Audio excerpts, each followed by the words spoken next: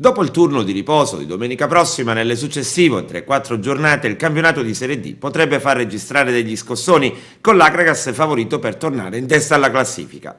Una serie di scontri diretti potranno dare un quadro quasi definitivo di quello che ci aspetta da qui fino alla prossima primavera, fermo restando l'incognita dell'ultima giornata di campionato, con i biancazzurri che saranno di scena a Rende. Alla ripresa del torneo i riflettori saranno puntati sul campo proprio del Rende, dove locali in Graspolvero ricevono la visita della Neapolis, quinta in classifica, staccata di 7 lunghezze dal capolista Torrecuso.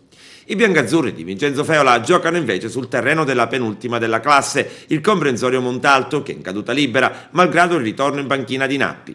Per i calabresi le ultime giornate sono state funeste, con sconfitte in serie, compresa quella del recupero con lo scontro diretto con la Nuova Gioiese. Il turno agevole è anche per l'Agropoli di Rigoli, che a Sorrento ha perso l'ennesima grande occasione. I Delfini affronteranno in casa il Due Torri. Il Torrecuso, da parte sua, sarà di scena a Brola contro la Tiger, gara facile solo sulla carta, anche perché i peloritani, vero è che non stanno vivendo un momento felice, ma tra le mura amiche hanno ottenuto più della metà dei 21 punti in gradatoria.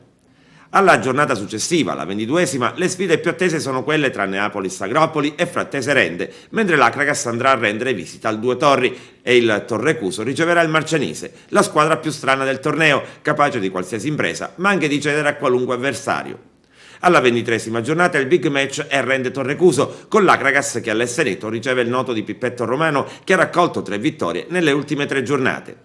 Alla 24esima giornata è la volta di Torrecuso Agropoli, con il gigante di scena Battipaglia.